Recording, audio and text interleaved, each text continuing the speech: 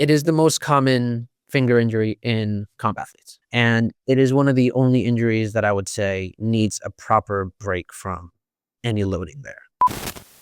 90% of the time, if you're dealing with a hand injury, you should go to an OT, not a PT. They're the ones that know more about it. Yeah. The thing is, obviously, I specialize in hands and fingers because that's what I see the most.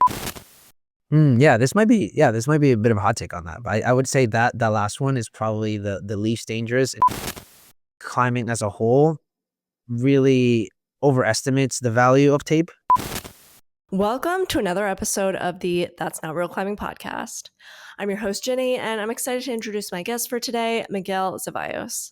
Miguel is a climbing physical therapist who works closely with the Method Youth Climbing Team in the US and recently worked his first youth nationals. In this episode, we'll learn about the danger of growth plate injuries in youth climbing athletes. We'll get a glimpse into youth ISO. We'll rank 3 of the most dangerous comp moves we've seen so far.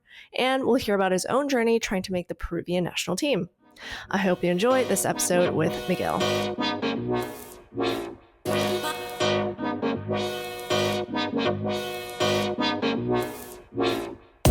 I'm excited to announce that my sponsor, Mad Rock Climbing, just came out with a brand new pair of shoes, the Remora Pro. I was so excited to try them on that even though I broke a toe on my right foot, I had to at least try on the left shoe, so I can definitely say that the Remora Pro is better than a rental shoe. But really, these are their softest shoe ever, which means you no longer need to worry about standing on sketchy volumes and comps. They also have a crazy 3D heel that allows you to get more surface area when heel hooking, and inserts that lock your heel into the shoe no matter how hard you're pulling. Feel free to message me if you have any questions about the shoes or sizing, and you can use the discount code NotRealClimber for 10% off your entire Mad Rock order. Back to the show. Yeah, is it like your own practice or? Yeah, pretty much I work with different gyms. So that kind of ideal that I have is I think a pretty unique setting. I don't actually have an actual physical location. I just go to these different gyms that I have contracts with, and that's my full-time job, right? I just go to these different gyms. I go to 5 different places, and I see clients there. Cool. Well, let's get into it then. I guess just from the start, why did you decide to study physical therapy, and what got you into climbing after that? I think you started climbing afterwards. Yeah. So I first started I guess like rock climbing in my second year of PT school, and pretty much like I took a very biomechanical approach to climbing. It was very like kind of science nerdy in how I wanted to like climb and just like see the improvements of things. And yeah, I just climbed throughout most of my PT school. It was like a nice way to like relax and get some physical fitness in. Did not expect it to become a career whatsoever. And it kind of sort of planned out that way, which is really fun. Well, so I guess like, did you do other sports beforehand? Is that like what got you into studying PT in the first place? Yeah, I did I guess like high school like soccer, and I did a bit of like intramural in college. I did some dance, like competitive dance, which was really Whoa. interesting. Wait, Yeah, what kind of dance? like some like hip hop, contemporary type style, Oh, cool. like more like the urban. Yeah, it was pretty fun. So I always did like some type of like activity like that. To kind of like keep busy. I was never super into like traditional weightlifting, like I gave it a shot so many times in high school, college, and grad school. And like it always felt like a chore. So finding like an activity was always a much better use of, I guess, my time, if you will. Yeah, so then I guess I don't really know like what they teach in school for physical therapy. Does it go much into like these finger injuries that you would see in climbing, or is that something that you somehow have to figure out on your own or like apply broader concepts to? Yeah, like I would say we definitely touch on the hand and like the fingers and stuff like that as like part of overall anatomy and like physiology, stuff like that. But it is very much I don't want to say afterthought, but it's not nearly as detailed as you would in something like OT. And this is actually something I would say 90% of the time, if you're dealing with a hand injury, you should go to an OT, not a PT. They're the ones that know more about it. Yeah. The thing is, obviously, I specialize in hands and fingers because that's what I see the most of. So, like, I've taken continuing education classes and stuff like that. But in the actual grad school, we touch on more the entire body, right? And like more neuro, more like cardiac stuff. Like there's so many topics to cover. Hands are a very small part.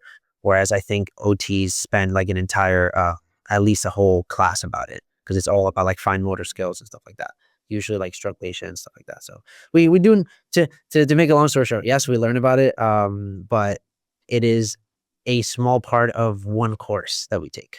Okay, I had actually not heard of that before. What is an OT, by the way? Occupational therapist. There's a lot of similarity. I feel like a lot of people don't know too much about OTs, but they're Yeah. pretty much they do a lot of the similar things. You'll find them both working in like hospitals and similar settings, but they typically take care of more of the hands-on stuff, like the hands, maybe some wrist stuff, and then in general, it's more like occupational based. So like kind of getting you back to doing your normal activities of daily living and more just like yeah, like just daily tasks, right? As opposed to like PTs tend to be more return to sport if you're in that setting, orthopedic setting. Oh, I see. So then would you still recommend that for like climbers? So if you have like some type of like real pulley tear, yeah, for sure, because Oh, typically that's going to interesting. be affecting more and more things. But the caveat here is like usually you graduate either PT or OT, whatever you do, when it's like, especially with a more traditional insurance based model, you kind of graduate when you're um, cleared to do most of your things independently. And that certainly does not include putting your entire body weight on your fingertips, Okay, right? gotcha. Yeah. So typically, right, especially when you're trying to make your case to insurance companies, it's like, all right, what can't they do? And you gotta kind of like BS it a little bit and being like, "Oh, yeah, they have some pain in their fingers," and it is kinda stopping them from doing their normal work activities. If you're typing all the time, all the software engineers that come see me, it's like, Mm, we gotta be like, "Alright, yeah, let's make sure that we're trying to justify by something else that it's stopping you from." Obviously, I'm not doing really that anymore as I'm at climbing gyms. I don't really have to justify anything, but when I was at the more, like, normal PT clinic, and saw climbers there, um, it was definitely a wrestling match to get things approved. oh my gosh, the nightmare of American healthcare system, I It's guess. not great. It's If we not great. have international viewers watching, they'll probably be a little bit shocked to hear that, I think. You have to run through a lot of hoops. Yeah. Yeah, Oh, we yeah. can that's an entire episode on its own, honestly. Like deductibles, copays, yeah, that's a tough Oh one. my gosh, yeah, we don't have to get into that today, thankfully. Okay, so then what kind of work have you done specifically with comp climbers? Taking a step back, how I got into it in the first place, right? Was actually approached by my home gym, Method Climbing in New Jersey, and they are actually a very well known kind of competition team. They won nationals in 2023, I believe. Nice. So yeah, very very good team. And they actually like the owners approached me saying, "Hey, do you want to like kind of start treating some of the people here and just kind of like continue seeing your own people." And that kind of started developing as like my part time gig in addition to my normal full time PT clinic job. And I started seeing a lot more recreational climbers. And as I started getting more of a relationship with the coaches there, a lot of the competition athletes started seeing me there. Most of the time, it was like in tandem with the coaching. So like I'll do like a one-off session and be like, "Hey, these are my findings. This is what I think they should avoid." And the coaches really appreciated that, right? So it was less of a getting a client and then seeing them for weekly visits for X amount of times. And it was more so like identifying what the issue is and then giving some of that feedback to the coaches. Back then, it was very much like very limited spots. It was I would do oh yeah, that sucked. It was like 7 to 10 p.m. on Mondays, Wednesdays, and Fridays because it Mhm. was after my normal days. Yeah, I'm glad I'm not doing that anymore. Mhm. Yeah. But that's how that started, and then it kind of get it started getting more and more popular. Where now I'm at 5 different gyms. So it's really fun. I've built a good amount of community now with a lot of the coaches in the New Jersey, New York City area, and my name just started kind of getting out there more and more with a lot of the coaches and a lot of youth athletes kind of getting referred to me. And that's kind of my model, especially when working with youth athletes. I'll try to make it as independent as possible. So like I'll see them for a couple visits, and all those findings I'll try to send to the coaches if they allow that. And then I'll kind of give my general suggestions of what they should avoid. Right? It's less of a come to this clinic for twice a week for X amount of weeks, and we're always kind of working on things while not climbing, unless there's like some of the growth plate fractures, which is I'm sure we'll get into in a bit. Yeah. And so you work a lot with like the Method Youth team? Yeah, so that's the one I primarily worked with because they actually like I went with them to youth nationals this past year. in June. So that was a really cool experience. June 29th to like July 3rd or something like that. Yeah, it's long. Yeah. Oh man. I have a blog post about it, and it was kind of like talking about my whole experience there. And I mean, it's 6 days, and if you're like a very good team that has consistently people in every category making finals, you're there doing 12, 13-hour shifts 6 days in a row. Oof. Oh gosh, yeah. Yeah, I mean, and as a PT, do you get to like go into ISO? Mhm. Okay. What's like the youth ISO scene like? Is it stressful? Is there a lot of you can like feel the energy in the room? You could it's especially in the like the semifinals and finals, everyone is just like super nerve-wracking. Yeah. It's pretty stressful. But how I got into it too is the coaches got me the L2 certification, so you need that to get into isolation. Mm-hmm. So I'm like by USAC standards, I'm a L2 coach. But my job primarily there was to be the in-house PT, if you will. In ISO, what kind of work do you do there for the athletes? Yeah, so, primarily, it was to see there we had a list every day, we would come up with a list of, like, everyone who we think needs a little bit more of a touch-up if they had any type of tweak, and the coaches knew this already coming into nationals who is a little banged up or whatever, right? So, we had a list, and whatever the things pile up, as the days, kinda continue. So we had a list every time, of these people that I wanna see. We give them like, a 20-minute block as part of their warm-up, and, like, as yeah, so, like, as they're still warming up, I'll kinda see them for, like, these 20-minute blocks and do any of my treatments with them, tape them up. I did a lot of, some sports taping for just, like, extra support, and just kinda, like, break up some tissue, and then kinda giving some, like, in general, on the wall warm-ups that they should be doing to prepare because at the end of the day, we especially for semis and finals, we don't know what the actual round looks like, so we have to just kinda prepare for everything, and so if we know that there's, like, an ankle injury and we don't really wanna be putting all the weight when it's, like, bent like this, right? It's like, "Alright, we need to be preparing for that as a part of our warm-up if that actually happens during the comp." So, that's kinda my job, identifying the weak points of whatever body part that we're working on, trying to train those as part of a warm-up, so then they're in best shape for their actual comp. It seems like I think a lot of sports have something like this, but climbing is like everyone there was like, "Wow, this is so cool." The method Yeah. just rolled up with like their personal PT, and they were the coaches that were gracious enough for me to whenever there was downtime, I would check up on anyone else from any other team. So that was really cool. I made some cool connections with the coaches there, but that was like my primary kind of like be the person that prepares people when there are any tweaks. I definitely saw my fair share of like emergency treatments, which was Oh, kinda okay. crazy. Yeah, like some people like got injured like, during the comp and like wanted and it's between rounds, right? So like, Yeah. if I had a qualifier and they come out of that banged up, like and actually like, oh, I think I like actually really injured something and the semifinals is the next day, that kind of identifying how bad the injury is to make that call if they need to actually like not compete in the next round, unfortunately. Hopefully that didn't happen. Everything that was kind of like banged up, we were able to at least mitigate the risk so that they can ultimately try just but I'd still say like avoid XYZ if something did happen. Makes sense. And yeah, just like with the warm-ups in ISO, I was just gonna say I really wish that I had like a PT who could always be there and like give me specific moves or like exercises to do on the wall while warming up so that I can have like a good comp. I feel like that would make a huge difference.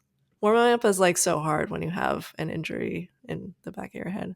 But yeah, so I think at the World Cups, I see like a lot of coaches and PTs kind of like ready at the sidelines with like ice packs, taping, all that kind of stuff. Is that kind of like what you're doing there too?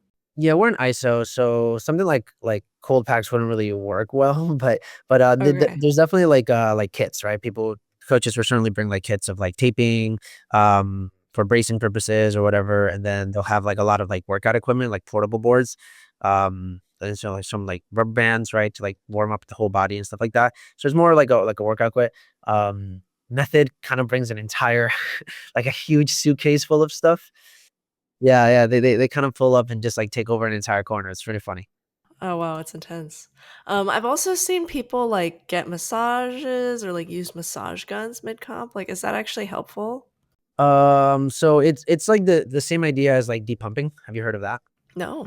So that's another thing that I did a lot when there isn't an injury per se, but like especially when it was that boulder round. I did this a couple times where it's like you do 3 boulders and then take a break. In that break, to just get all the blood like rushing out of there and like heal or get back to normal state quicker. Also, like adrenaline is always going to have a increased blood flow in that area to get more tightened up. I basically just depumped them by doing like some soft tissue work of the forearm, and it's not like treatment in from an injury standpoint. Is just kind of get some more blood flow in a more efficient way. But if you don't have someone actually doing that for you, something like a massage gun works quite well. Oh, really? Okay. But I would say it's not, it's not gonna treat anything. It's more so like it feels nice, it kind of mobilizes things, gets blood flow. That's really what you want. I think, well, speaking of depumping, I don't know if this is really depumping, but like my biggest bro science thing is that if I'm feeling pump, I like to like raise my arms above my head and then I like imagine all the blood flowing out that's like Yeah. tired. And Yeah. then I like put my arms down to get like new blood in. Yeah. No, And that, that's that's like, does that actually work? Is that a real thing? that is like without getting super scientific, that's exactly what's happening. Okay. Yeah, Okay. Good you're to know. you're literally getting like all the little kind of fatigued buildup in that area, and we're making it more go back down. So getting out of the extremities. Okay. I will continue doing that then. Thank you for thanks for that. Yeah, it's like every time like you like flex a muscle, you're getting blood flow in there, right? And so like Hmm. if you're consistently flexing that all that blood starts kind of piling up here. It gets stiffer. It gets less likely for it to be able to contract in the same way when it's already full. If that makes sense. So we want to kind of let let new blood kind of get in there, chill out a little bit, more oxygen. Yes, that's what it is. More oxygen. So in terms of treating like youth climbers versus adults, what are some of the differences you see there? Yeah, so this is I think the biggest thing that I talked about in the blog post and when I was mentioning to other coaches in my normal day-to-day I guess it's not 9 to 5, right? It's more like 3 to 9. But Yeah. uh in my normal work day, I would see like your young adults is probably the most common age range that I see. And it's usually going to be fingers, wrists, and probably shoulders, I'd say, are like the 3 most common things I see. Just like when you think of climbing, those are typically what you pull the most with. Um, for youth athletes, they usually start climbing like before puberty, and so their fingers grow with them, and typically their finger strength is not really an issue. And while it's still beneficial maybe to like start training, to get to that really elite level, I would say what I got from this was almost every injury I saw was more traditionally like total body work, meaning like I saw a lot of like ankle stuff, a lot of back stuff, neck injuries, definitely some shoulders. But ultimately, it was those like big kind of coordination moves where like you have to like press with everything and like flex every muscle. And I saw a lot of more like straining those, like pulling muscles, as opposed to tweaking fingers or wrists that are like more joint based that in adults you don't really train because you typically grew up doing like more muscle based sports, if that makes sense. Like muscle-based sports as opposed to like joint-based? Yeah, it's not like you're not using muscles in climbing, right? It's more so like, soccer, like, your traditional sports that you do, like track, whatever, right? Like or weightlifting especially, right? Like I feel like climbers tend to be against weightlifting a lot of times. Okay, Um, yeah. right? I think all of those do a good job of building like muscle strength. And in general with kids, they grow up already with like their tendons and their joints being pretty strong because they grow with it, right? They're doing the sport that is very body weight, so they're not shock loading their system by doing too much too soon. It's just very body weight based. And then as they start growing, they start kind of increasing their strength, filling out a little bit more. And so the higher risk tends to be in those like more total body like very hard on the muscles as opposed to hard on like your fingers or tendons like that. Typically it takes a lot longer to build tendon strength, and adults don't really train fingers ever before climbing, right? So that's yeah, I don't see finger pain nearly as much in the youth athlete population. Okay, that makes sense. Yeah, so you mentioned that they kind of grow with their fingers. I've heard a little bit about like growth plate injuries, but I don't know much about it. I heard that's like finger related. So is that something you can get into a bit? Yeah, for sure. So I guess to give a brief background, like science background on it, growth plates are in every joint in the body. So it's not exclusive to fingers, like your knees, everywhere that you literally grow. There's the plates there that are essentially almost like an open-ended, not closed off ending of that bone. So the bone grows from that position, right? And so those are like how you get bigger, right? Every bone in your body gets a little bit bigger, to an extent as you go through puberty. So with fingers, you have them in these positions as well, right? And a lot of times it gets misdiagnosed as pulley injuries because that's the way more popular diagnosis in adults. However, like I mentioned, tendons typically tend to be really strong on youth athletes because they grew with it, right? So when you're growing and these joints are getting larger, the weak point of that whole part of the muscle or joint area is that growth plate itself. Because it's literally, if you, like I said, it's like an open cap, right? And so if the bone is growing through here, to allow it to grow, that part is more malleable. It's less stiff. And so when you load it a lot or like do a lot of like, yeah, just shock loading, high intensity training, um, in those fingers, in those growth plates, the chance of injury there is just a lot higher as opposed to like your flexor tendons or your pulleys, which are more your traditional muscle tendon based stuff. So yeah, just kind of doing a little bit more damage on the growth plate and the joint area. You can get in the knees as well, right? A lot of runners, like youth athletes that are runners will get growth plate injuries for the knees. Same idea, right? Like you're shock loading that part by running, like always putting like a lot of like bouncing stress into it. So same thing with kids. How old until that's like not really concern anymore? Is it like when you're done with puberty? Until you're done growing. Yeah. I mean, females, I think usually it's anywhere from 10, 11 to maybe like 15 or so. Then boys are usually a little bit later, like 13 to 17 maybe. How often does this like finger growth plate injury come up in comp athletes? It is the most common finger injury in comp athletes. So while I don't think it's the most common injury period for them, it is when it's a finger injury, it's the first thing you want to rule out. And it is one of the only injuries that I would say needs a proper break from any loading there. Like whereas a lot of like pulley stuff, flexor tendon, or just a lot of other injuries for the body, I typically wouldn't suggest a complete break. This is one where you properly need to take a break. And so coaches, it's always like on coaches' mind of like, oh, okay, how is this a growth plate fracture, right? And like the best way to see that is with an X-ray. Okay. And like how long of a break does it take? If the damage is like pretty small, it could be anywhere from, a couple weeks to, if it's pretty bad, it could be like, I'd say 2 to 6 weeks on the high end. Okay. And like you can still, train grip strength, but just like really not hyper load of that joint over there in the fingers. I think this was my second time seeing a growth plate fracture injury. And it was, yeah, just like a youth athlete from a neighboring gym. And we were working on a lot of finger stuff. His finger strength itself was extremely high. So it wasn't really matching with any of the other like normal protocols that I would do. And he would really only feel that discomfort when like at the end of sessions. So like things to pick up on are like, all right, like you can do a lot of these things, but when crimping and doing a lot of it afterwards, it feels very achy, like feeling like joint pain. You don't have arthritis when you're a kid, right? Hmm. So typically any joint stuff is an immediate red flag of like, oh, okay, something might be off there, right?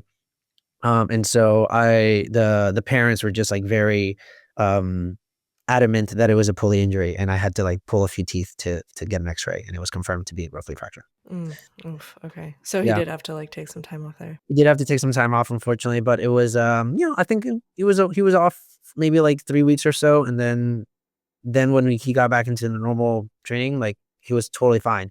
And the thing is, like we had like off sessions like every other week or so for like 6 weeks, and it was like the same of like, oh, I feel really good, but then I climb again and it feels off. So it's just like the quicker you try to diagnose these things, the more you save time, right? Like those 6 weeks didn't need to be completely used up like that. We could have taken a proper break and then built back up. Because it's a fracture, right? Like it sounds scary, but it's a literal fracture. Yeah, thinking about like taking a break from climbing. There are a lot of people in my life who may or may not listen to this episode who think that I should be like climbing more through my injuries.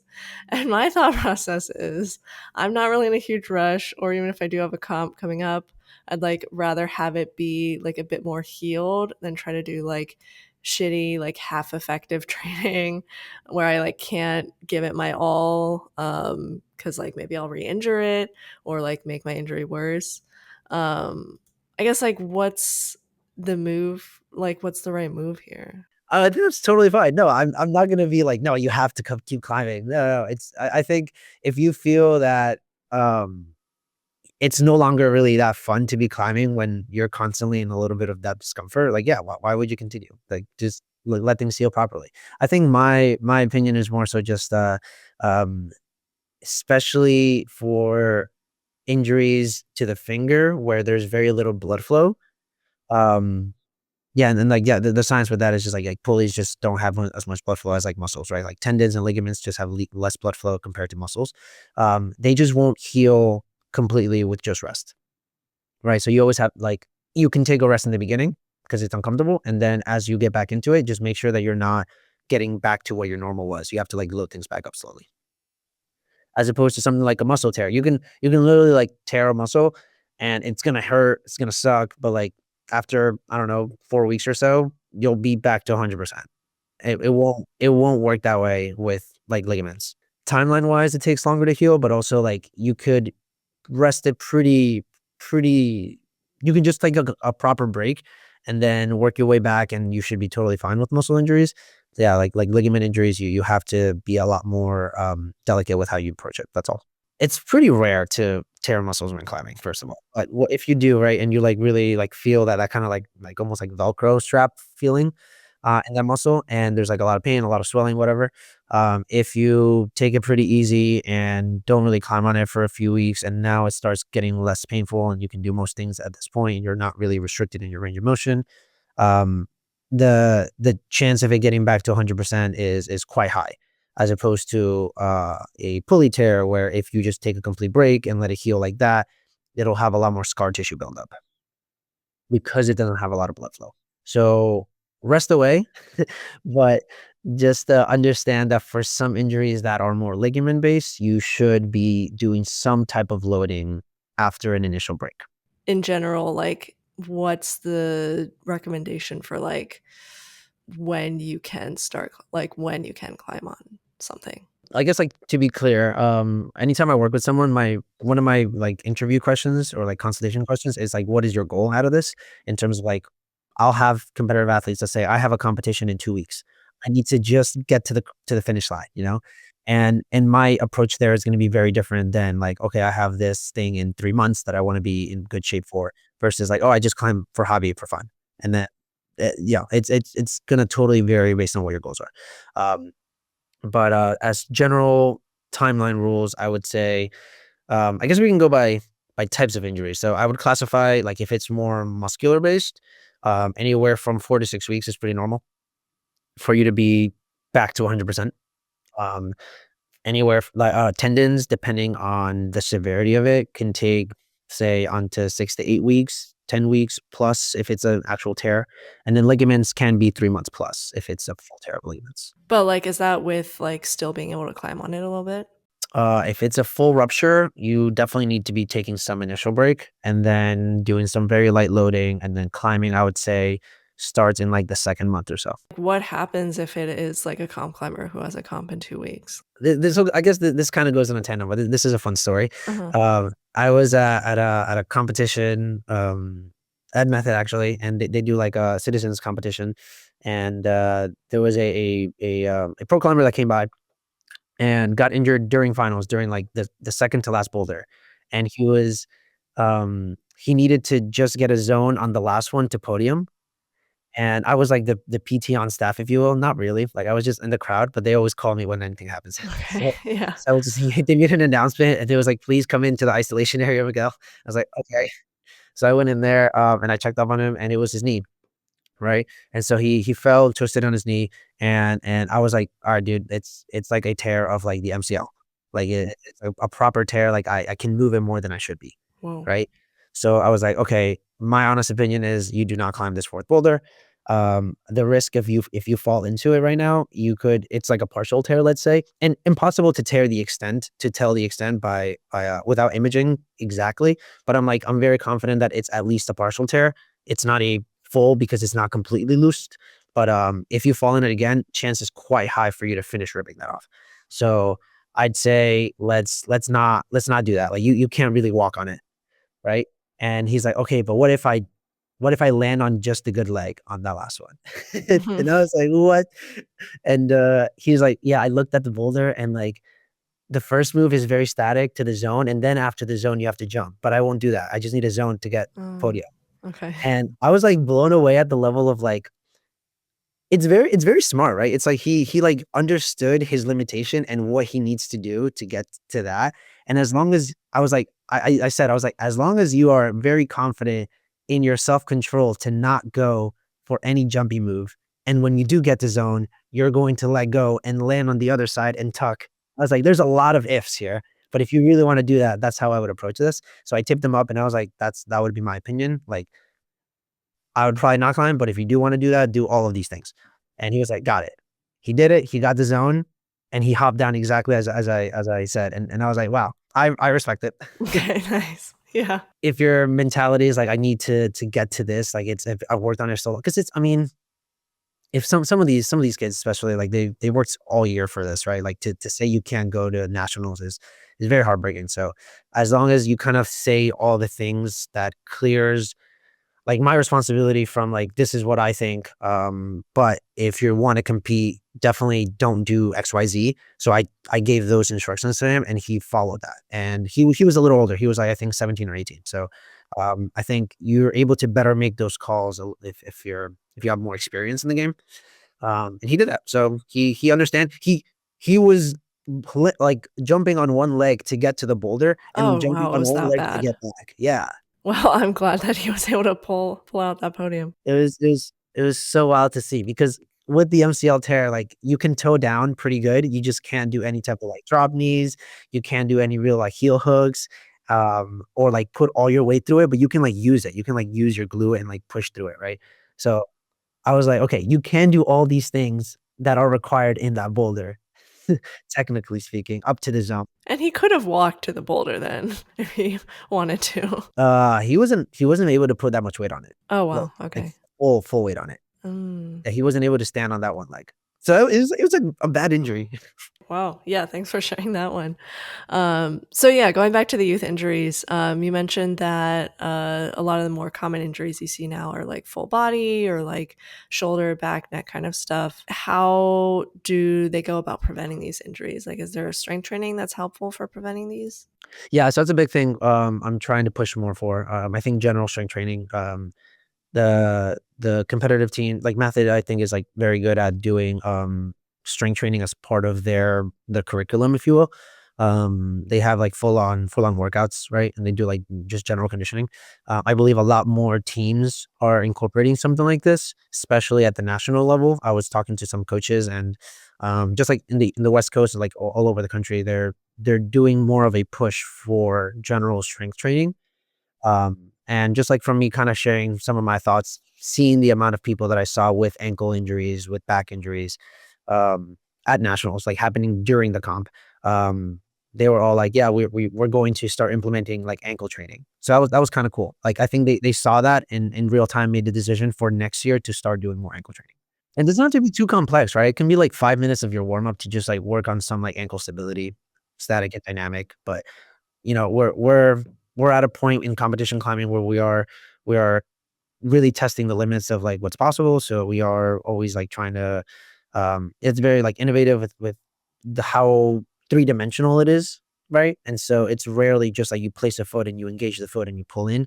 There's a lot of like slab running across, like a volume, stuff like that. And so you can easily twist ankles if you're not training that.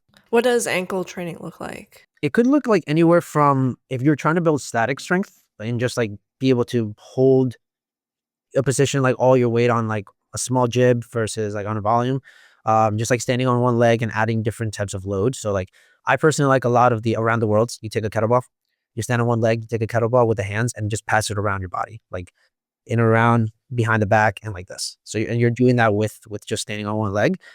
It makes the weight go a lot more in one direction, meaning the ankle has to like work those stabilizers. And then as it goes behind, you're never kind of staying in one position, right? So I like that a lot for static strength. And then dynamic, this is where I think would be really useful for like the more coordination style is going to be a lot of like single leg jumps, box jumps, multiple jumps of like doing like jumping in one direction and then immediately as soon as you land, jumping to a different direction, just like more proprioceptive stuff, meaning your body's ability to know where it's at any time. So that's like basically never giving it time to like think or like visually see. It's like just like more react, right? Okay, how about this? I'll go over some like dangerous moves that people think are like pretty scary in comps and get your thoughts on those moves. Sure. Yeah. I'll rank them. If you're interested in ad-free episodes and would like to unlock over 4 hours of deleted scenes, including one where Miguel talks about treating injuries that happened at youth nationals, do consider helping support this podcast on Patreon. Some other perks include a membership pin shipped to you after 2 months, prioritized guest questions, or the ability to submit video questions, and more to come. The proceeds go back into the podcast, help me break even, and they help me improve the experience of the guests. If you'd like to help out non-monetarily, liking, commenting, and sharing helps a great deal as well. Back to the show. Okay, first one, downward dinos. Two, I was just thinking like the hard mat situation in Bern, if you watched that World Cup. Yeah. Yeah, with like Where the spin and they like jump. try to peel it, right? Yeah, and then like the crazy falls onto the apparently very hard mat. Mhm. Third one, haven't actually, I don't know if this has actually been said in a World Cup, but I've just like seen it online. Like the dual text foot slide onto a chip. So you like jump onto dual text, and then like the point is that you're supposed to like slide off the dual text onto a chip. I've definitely seen that on like a viral Instagram reel. Have they had that in like a World Cup? I don't know if they've like specifically said that. I remember in Salt Lake they had something like kind of similar to that, I think. Okay. And like maybe that was like where I don't know if Natalia hurt her knee on that one or if that was like a different boulder and then she like her knee was I think her knee was already kind of hurt, but then she still did that move. But yeah. Interesting. This might be a bit of a hot take on that. But I would say that the last one is probably the least dangerous in terms of it's the most controllable in that you're trying to go for it. Yeah, it's I think it's the scariest probably.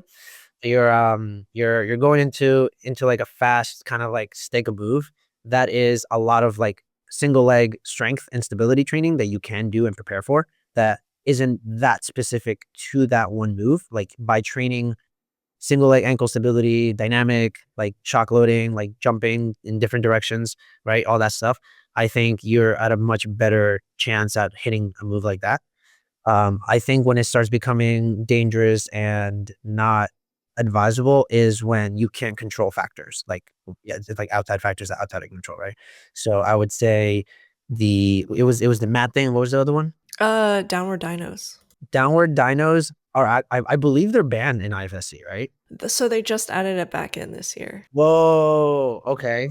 Although Huh. the downward dinos have been more like I don't know if it was just because they wanted to like add in the Lachey moves, so it's like not like you're jumping straight from something that's like higher to lower, like with your arms.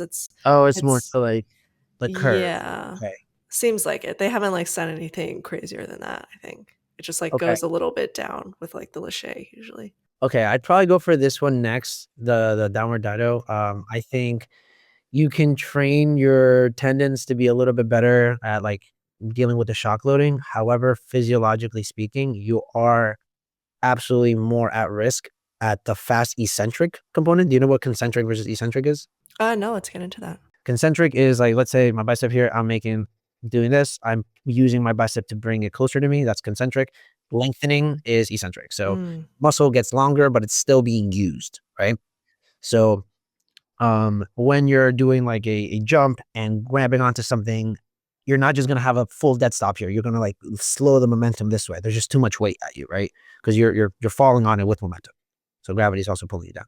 So you hit it, and the fact that you're activating all your lats and biceps and fingers and everything is kind of pulling in at the same time that you're lengthening it, that is just more injurious by itself. always. So I would say it is 100% more dangerous to do a move like that, like on a campers board. Mhm. I wouldn't, yeah, I think I would never suggest as part of a training thing to go like all the way up and then jump and down and catch yourself here, like with on like a 20 mil ledge or something like that. I think the risk is just much higher than the reward. Oh, interesting.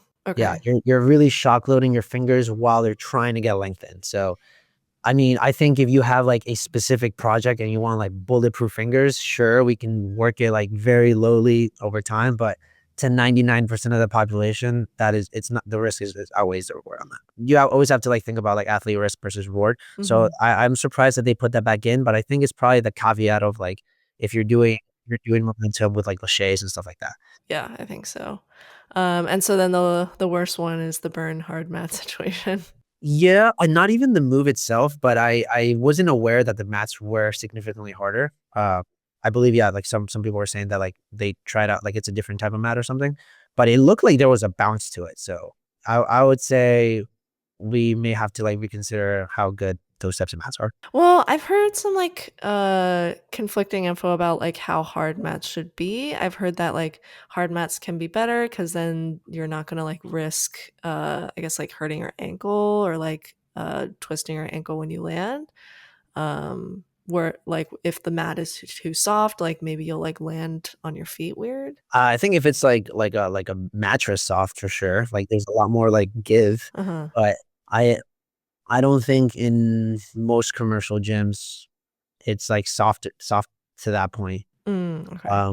Also like the type of fall that you're gonna have from setting a move that is like so wildly like dynamic, you're not gonna be falling on your 2 feet. You're True, gonna yeah. be on your back at some point, right? And so that kind of impact uh, but I don't know, that's tough, right? Because at the same point, like no, that's bad to say. I was gonna say like the worst thing that can happen is like you'll lose like your air a little bit. Mhm. Like no, you can definitely like pull things like having like a hard fall like that. So yeah, I think like that stays as number one. The one place that has super, super soft mat is like Bouldering Project. I know in Seattle at least, I don't know about like all the bouldering projects, but usually their mats are like super, super soft. Yeah, I'm not aware of that. So if it's too soft for sure, it can make it more likely for you to roll ankles. Yeah, we gotta find the Goldilocks. Yeah, basically it sounds like there's a lot of specifics to what makes something like slightly more or less injury prone. Right. Do you want to get into any other hot takes that you have? Let's see. So I think tape. I use tape a lot. I like tape a lot as a source. Okay, as a resource. My hot take is that I think climbing as a whole really overestimates the value of tape and doesn't understand its uses or limitations as much as I'd like it to be. And I say that not as like to blame any coach that uses it. I think it absolutely works to support some things, right? But when it starts becoming like, oh, okay, this hurts, I'm gonna tape it and still climb on it. You're very much masking a bigger problem. So I would classify use of tape as like really three different ways. One is gonna be the best case scenario is you use it to know that you have an injury and you've been actively working towards that injury and it's used as a supportive structure so that you can still climb while rehabbing that injury. Uh, and any good kind of like PT or coach should be able to understand that that's what it's for, right? And I think most coaches do. I think it's more so let's try to educate a lot of athletes who see a lot of people in the World Cup circuit and everywhere just kind of use tape and think of that's what you should do when you're injured, right? So that's like scenario number one, right? I think what ends up happening a lot is I have an injury, I just pull the muscle, or I pull like the most common one is like you'll see a lot of taping on the finger, right? For like just random tweaks.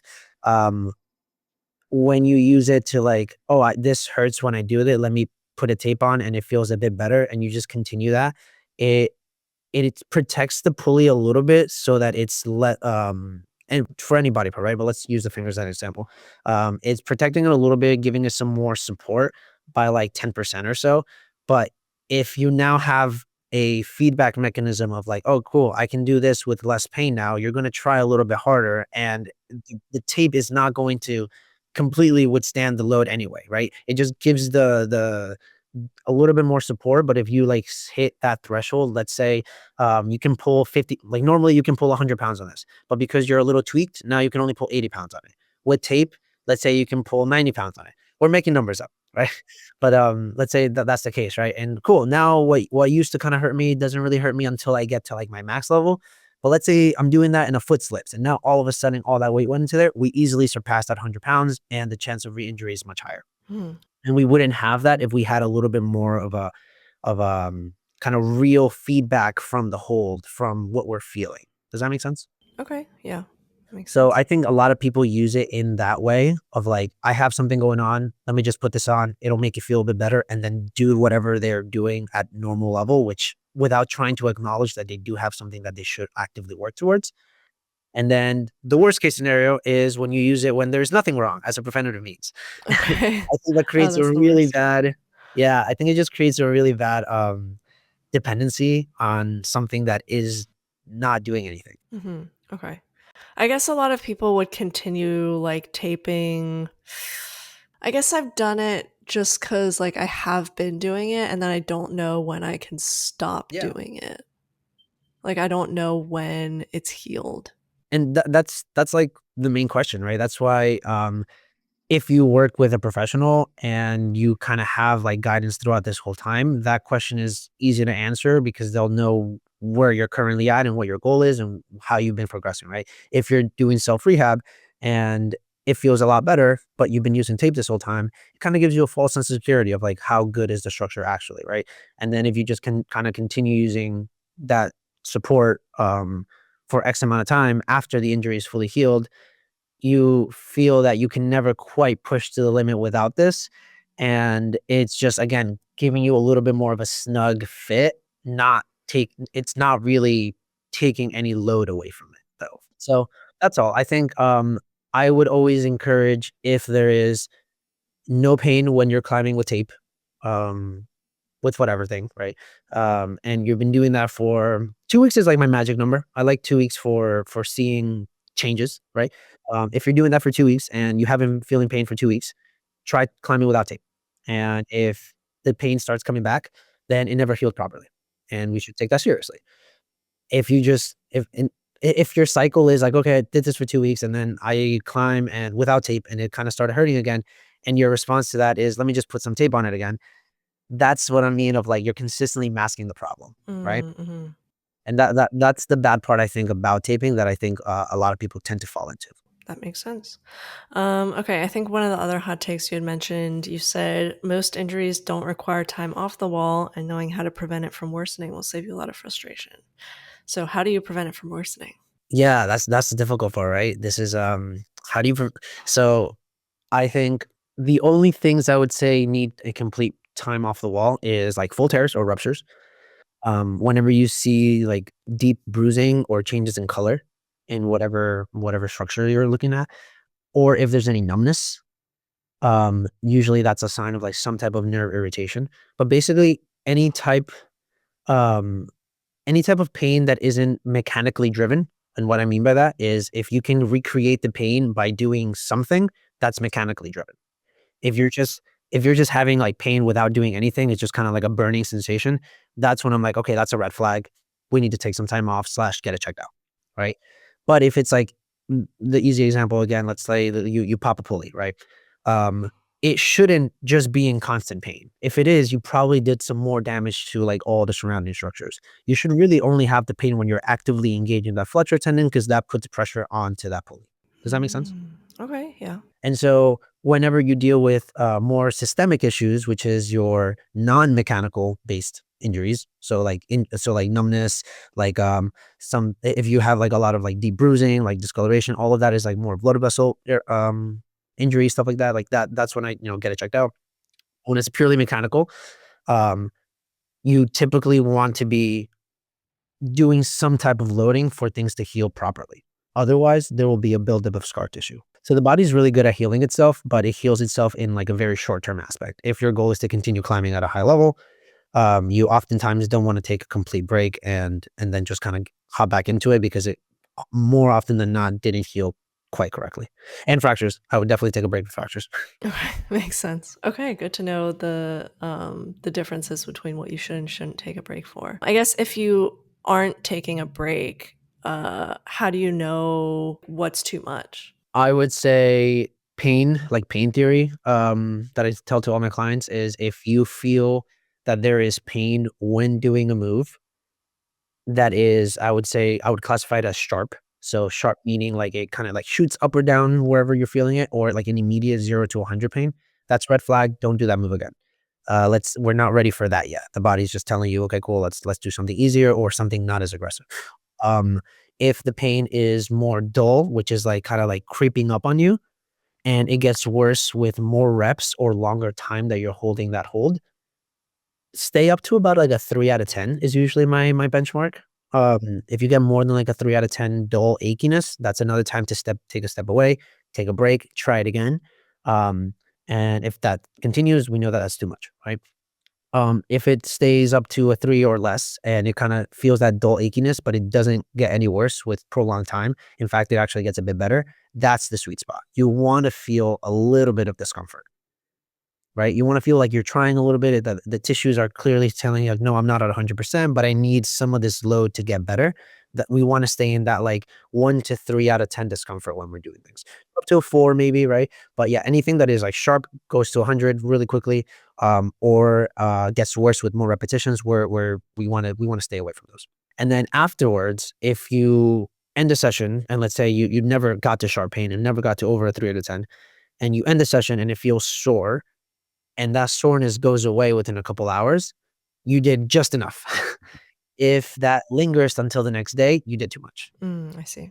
And there's different injuries that will more often than not present as longer last, as in like more acute in the way that you'll feel an immediate pain when doing something like a pulley tear.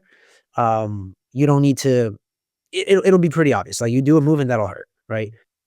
Whereas something like a tendonitis issue, or a flexor tendinosynovitis, issues that are more like inflammation of an entire group, um, that won't really be as in your face during a specific move. It'll be more afterwards. And it's the accumulation of lower loads over time that will kind of get that achiness that you're feeling.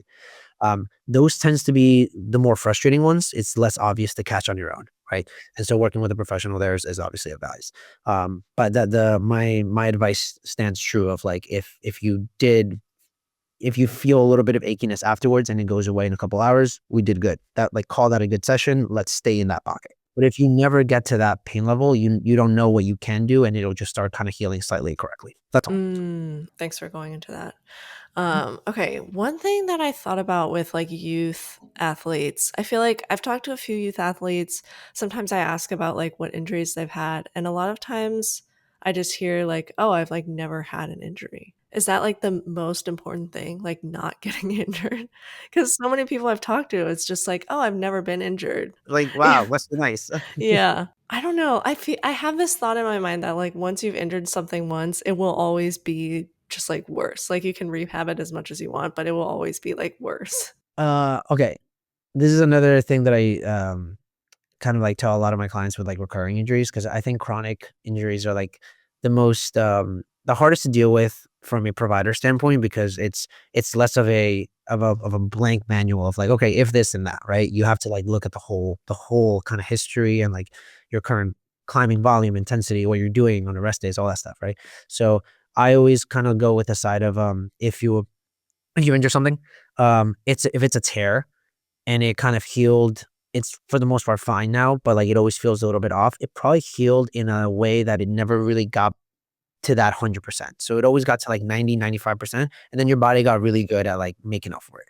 Right. And so my job is we want to be continuing to progress in climbing most of the time. Right. And so I take a much more kind of movement based approach for that end stage rehab, right? Like you can only do so much of like the lifting and like the hangboard stuff, ultimately something about how you're climbing is probably causing this recurring injury to happen. So I like to be a little bit more holistic with like, all right, how are we moving? Are we not taking enough weight from our feet, and that's why we're consistently over gripping or something like that, right? If are we like consistently chicken winging our shoulders, right? And some parts of our shoulders are taking more weight than others. We can rehab things all the time, and if you don't actually like change what is getting you in that place in the first place, then it's just going to be a chronic issue. But I think people think that, like what you said, if you injured it once, that thing is just never going to get better again. I think it's more so, why did it happen in the first place? If it just like a one-off acute injury, or is it an accumulation of how you're climbing? And more often than not, it's something about how you're climbing. Okay. That is something Um, I will have to think about. yeah, and it's so hard to like know on your own, right? And this is not me pitching my own services. I think I do it myself as well. I go to an OT when I have something wrong with myself, because it's hard to take away my own bias, right? So I think understanding that getting frustrated is okay, but like taking a step back and being like, why is this happening, is going to be a much better question than okay, how can I just rehab this on its own, and like taking that as a vacuum, right? Um, so yeah, I think with all the programming that I do, I always end with doing the hard stuff on the wall, right? Like if you got injured crimping, we will absolutely be doing crimping as part of like your last session. Yeah, And that so makes like, sense. all my sessions are on climbing gyms. So like I have that Right. luxury Yeah. to like be able to do all these like movement sessions in the gyms and stuff like that. Hmm. And that's for like all in-person stuff. But for all my online programming, very much so, as part of the program, like, I'll have like open climbing, and I'll say like, I want you to do a max board session, and Hmm. it's part of your rehab. No. Mhm. Okay. Yeah, no, that totally makes sense. And yeah, I was like thinking back on the injuries I had. I guess like I had a lot of like wrist issues when I was like first starting, and I was like, "Oh my god, like this is never going to get better." It like keeps re-injuring. But then I just like, yeah, I haven't really had that since. So that one kind of fixed itself. Now I just have like constant shoulder injuries that always come back up. So, yeah, maybe one day if I fix my climbing, that'll fix itself too. Yeah, or like it's not just like fixing your climbing as in like get better at climbing. It's more so like, Yeah. what are you doing in terms of like, yeah, like Yeah, like, I'm definitely climbing in a way that's messing it up somehow. I gotta figure that out. another thing though, I would say like, yeah, the unfortunately, like it's a truth that the older you get, the longer it takes for things to heal. There's just like blood flow to that area. Like youth athletes are just much more malleable. Like their bodies can just like, they're like rubber bands, you know. Like oh my god, I've seen so many cases where like there's like like I always measure one side to the other, and like one side will be like half of the other side if there's like a really bad injury, and I see them once or twice, and like a couple weeks they're like back to 100%. And it's insane. It's like, oh, Nice. Yeah. right? It must be nice. Yeah. But no, I think when we're dealing mostly with the adult population, and you get to that 90%, the job isn't done there. We have to be stronger. So I guess let me share this too real quick. I popped a pulley like 3 years ago. That actually kind of led to me wanting to do this full time. But yeah, so I popped a pulley there, and I knew that physiologically speaking, once the ligament is fully torn, it was a full rupture. It's never going to heal again, in terms of like, that pulley is gone. If you take a CT scan of me, like I do not have that pulley anymore. However, it is full of just like these kind of like adhesions that build up in the area, and overall your body just gets really good at over time being able to compensate for it. The way I explain it is, let's say this can pull 100 pounds. Because of that injury, even though I did the rehab that I'm supposed to, it can only ever pull 90 pounds. However, that was when I was a V5 climber or V6 climber. Since I've gone up quite a few grades from there, I will now, instead of pulling 100 pounds here, I pull 120. But because of in all my fingers, let's say, right? But now without 120 pounds on all the other fingers, this one is only 110. So it's never quite what it could be, but 110 is still better than 100 pounds, when that it was perfectly fine years ago. Does that make sense? Yeah. Okay. So we just need to get to a point where we're like making up the difference by just in continuing to like get stronger, and like being past our normal level, so that we don't really notice it as much. So that's kind of like my philosophy with it. It's like it's not a lost cause. Like even in the absolute worst case scenario, which most of the time it isn't, right? Like a rupture of a ligament is worst case scenario because that won't heal. But tendons, like muscles, all of those heal quite well, right? And so knowing that and knowing that it could heal, and even if it won't heal like completely, like getting you to a higher threshold level so that you can tolerate these loads, I think just it speaks volume. I think it's a consistent. Um, you can always consistently improve. Okay, cool. So, now going a bit into your own climbing, you climb quite a bit, like quite a lot yourself, and you mentioned that you were training for Peruvian nationals. I am, yeah. This is my first time ever making this public, so this is fun. Yeah. What are um, like the eligibility requirements for that? so yeah, I guess I wanted to throw my hand in there. I competed these last month in June, early June, 2 months ago now. Yeah, yeah. Just to kind of see where I was at. I trained maybe like 2 to 3 months prior up to it, just so I wasn't completely washed. Okay. But yeah, I kind of like first time ever doing some type of competition like that. I went in, and it's basically like you go into like whatever building it is, and it's complete isolation, right? Like you're kind of locked in with all the training equipment, and then one by one you just get pulled in, and the requirement pretty much you just have to be a citizen of that country. So I have dual citizenship, and then qualify either in some competitions you need like prior entry for it. For Peru you don't. I don't think most, like, I think in the US, you need to qualify to go to nationals by Yeah. doing, like, ATS and stuff like that. In Peru, you don't. So I was, like, completely newcomer, just kinda see what it was about. Um, and yeah, I kinda saw what the level was, and, I don't think I'm too far off, so I'm taking this year to, like, really, really train. Nice. Okay. How did you do in June? I got 18th. Oh, yeah, that's not bad. Yeah, so you need, I think, top 8 to make finals, Okay. and once you're in finals, again, every country is gonna have, like, different policies. I believe top 6 make team, I wanna say. So, I have a long way to go, but I would say technique-wise, I'm in a like, luckily, like, the facilities that I have access to, well, Right. 1, I'm Yeah. in multiple facilities, right? I have 5 gyms, but, just in the US in general, like, the facilities are just, like, so much more high tech than in Peru, right? Yeah. It's still very much a new sport there. So they train a lot on spray boards and like spray walls and stuff like that. And they're very physically strong. Like all of them can do like one arm pull ups, Mhm. like no problem. But technique wise, I would say it's especially on like slab and coordination, it's definitely like a step back uh, from what you would see in like even even like a divisionals or definitely like a nationals level event here. Like it's not really that comparable. So, how are you training for it? Do you have like a coach that you work with, or are you doing your own programming? Yeah, I'm a big fan of the barter system. Okay. So Okay, that makes sense. That makes sense. Yeah. so I have, done, like, trades with, like, 7 or 8 different coaches. It's pretty Okay. fun. I think I feel pretty good about writing my own training program, just, like, my understanding of how things work on my end, but, the one-to-one kinda private coaching is, I think, super valuable, for me.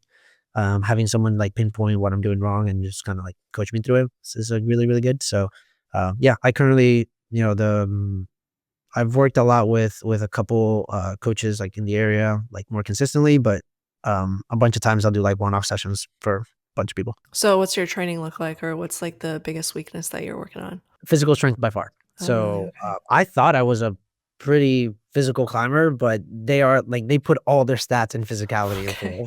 it. Yeah. It's it's crazy to see. Yeah, yeah. So, I would say Cordo and, like, yeah, just, like, coordination moves, I think even where I'm at right now, I think I'm at a level where it's good enough to, like, make the team, whereas my physical strength is definitely ways away, so I wanna build up, a lot more, like, just contact strength, a lot more explosivity and just, like, holding on to really bad holds. That's the other thing, they don't have, like, the pristine, nice, like, friction-y holds that we have here, Yeah.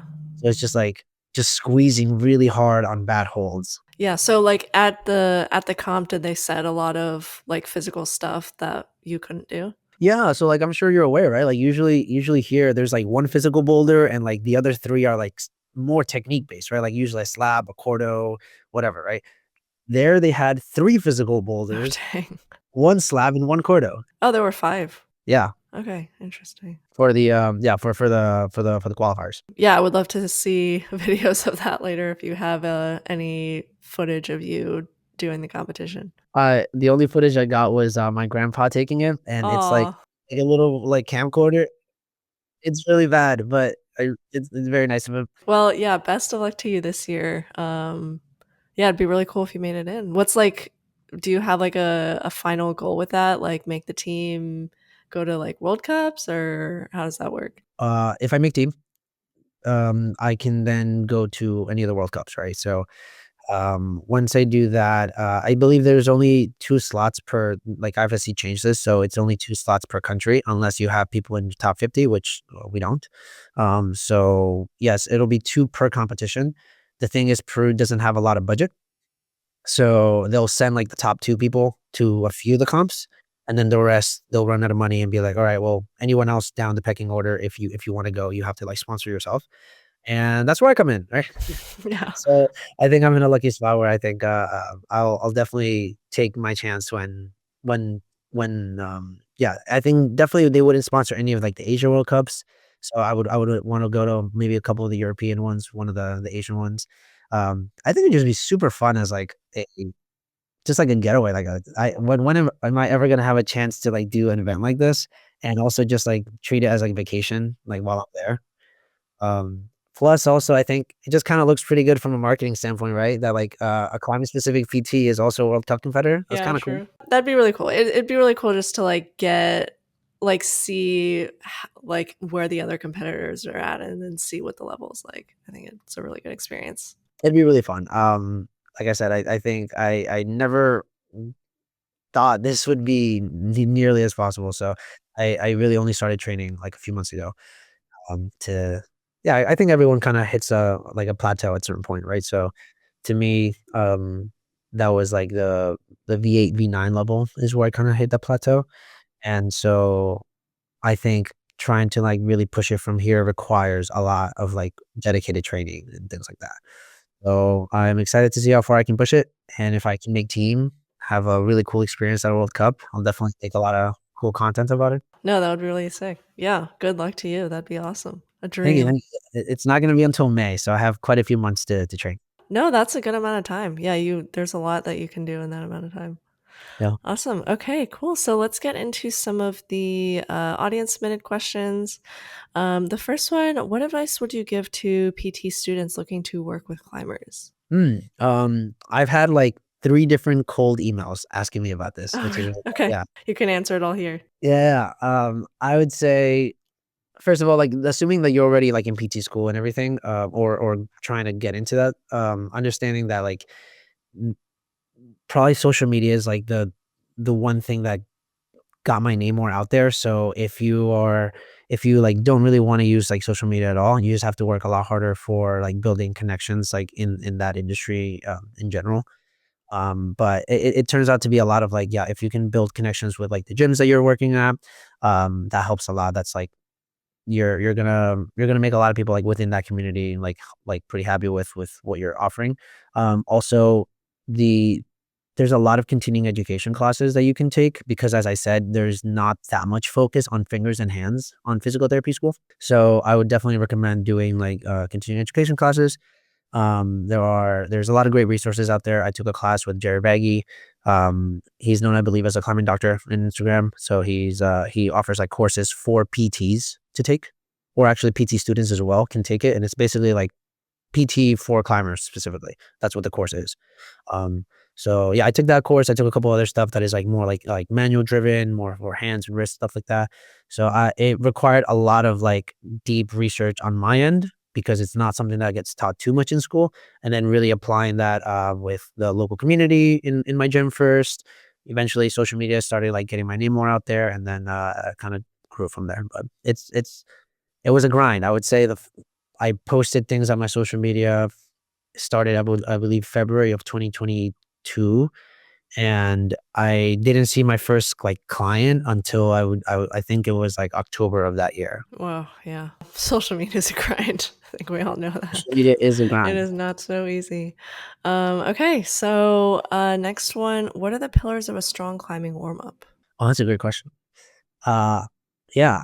You can do so many things for a warm up. I think if I were to classify things, if you are warming, like getting some blood flow into your whole body, whether that's cardio, whether that's like doing some like jumping jacks or whatever, or just doing some like light pull ups, just things to like be at a much lower level than what you're normally pulling, doing that. You can do like just like on the wall, just like doing a traverse, like that works okay too. My big gripe is you got to warm up to what you're going to be climbing that day, especially if you have a particular project in mind. That's why I don't like the idea of like this is like my one warm up every time. I change up what I want to do based on what I want to work on that day. So in my training, I have a coordination day, a slab day, and a like 2 physical strength days. The warm up for those 3 classifications are actually a good bit different. I hit the pillars of like getting some blood flow in my body, getting some light movement by doing some like, I'll do like 5 pull ups, I'll do like a couple explosive pull ups, maybe a couple push ups just to get some blood flow everywhere. And once I hit that, that's like kind of the only similarity. After that, if you're going for a more kind of like movement based day, focus a lot more on like mobility. I like active mobility before passive. Um, and then if you're going to be doing a lot of like coordination movements, definitely you got to be doing some type of like dynamic pull up or like some type of like explosive thing before you get into that project. And then if you're just going to be like climbing on crimps all the time, like spend some time on a hangboard, right? As long as we're kind of like hitting things at a lower level from what you're going to be climbing that day. And if your day is just like, oh, I just want to climb for fun, yeah, do little light hangboard, just get some blood flow there, some active mobility, some active stretches, right? And then just like doing some regular pull up training, maybe a couple push ups just to warm the pressing motions. And don't neglect the legs. Mm. I think that's another big one. I always include a couple pistol squats in my warm up. A couple pistol squats. Okay. I need to warm up into a pistol squat. So, Do just like sit to stand. I like to have it like a block. That just like stand and sit down from there. I guess, like, what about warm ups for like competitors in ISO? I find it so hard to like warm up in ISO where you don't really have like a big space and then you have to like be prepared for anything. That's like, yeah, that's a hard warm up for me. Yeah, yeah. I mean, it's similar to what I just said, right? Of like, if you know that you're gonna be doing a lot of like dynamic stuff, you gotta make makeups on the wall. So like I saw this so much at nationals, and the coaches do such a cool job of this. Like these are people who are gonna be doing V10 plus boulders in a couple minutes or like in an hour, right?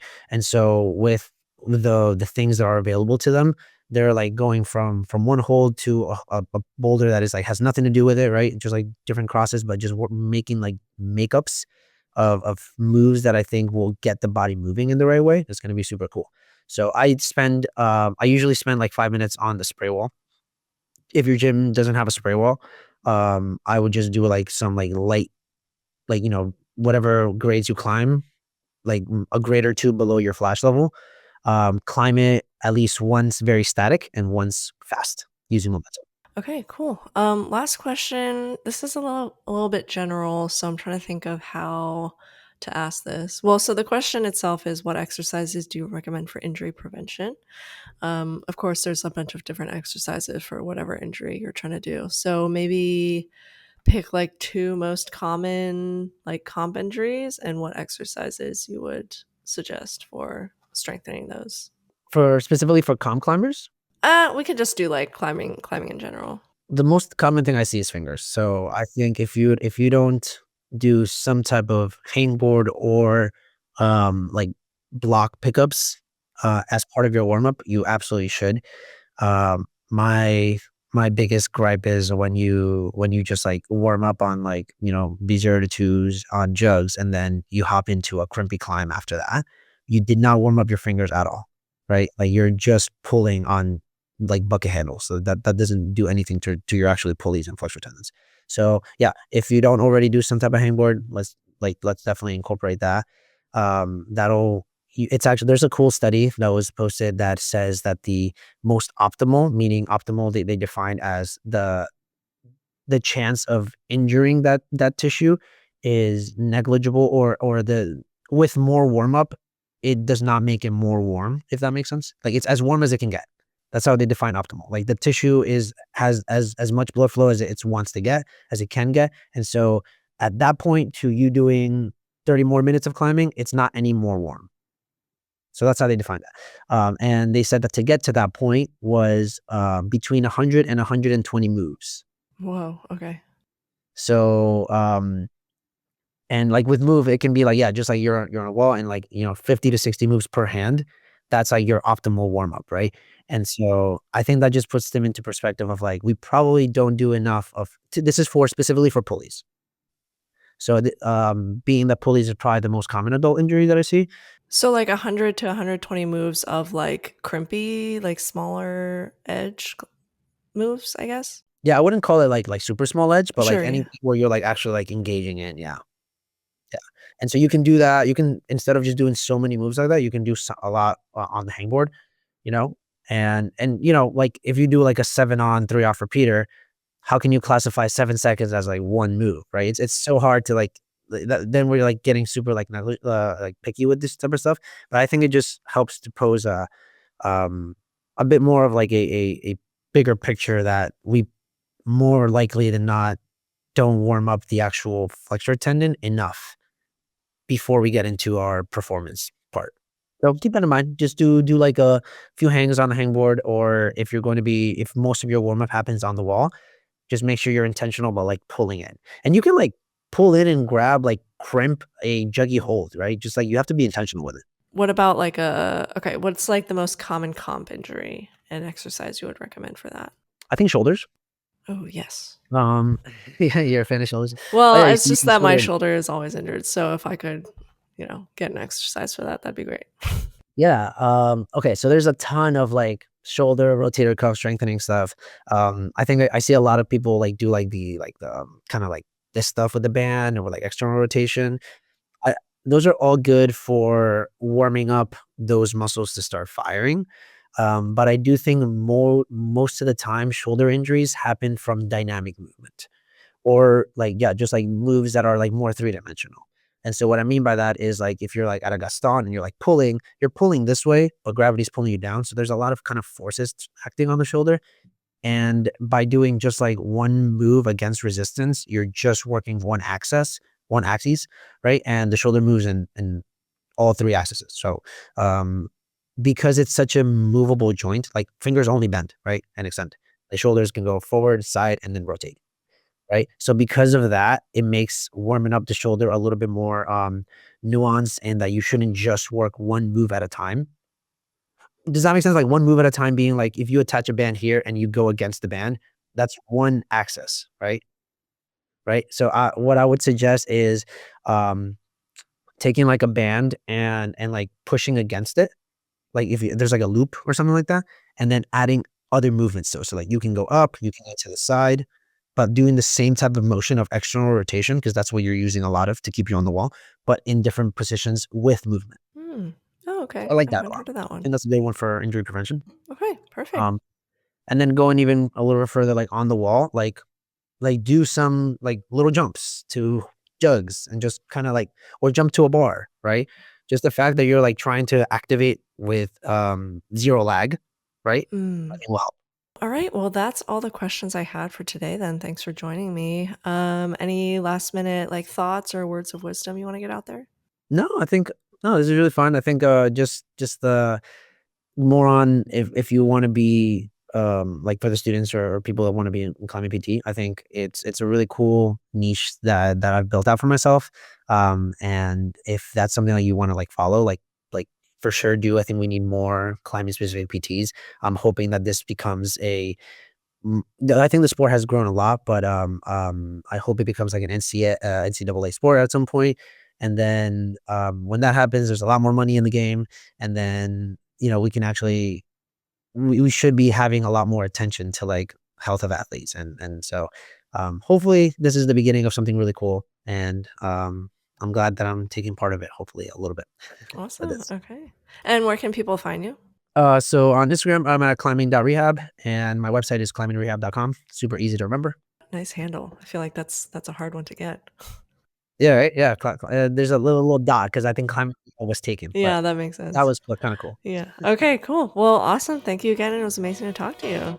Awesome. Thank you so much, Jenny. Have a good Yeah. one. Thank you so much for making it to the end of the podcast. Don't forget to like and subscribe if you enjoyed. Otherwise, you are a super fake climber. If you're listening on a podcasting platform, I'd appreciate if you rate it 5 stars, and you can continue the discussion on the free competition climbing Discord linked in the description. Thanks again for listening.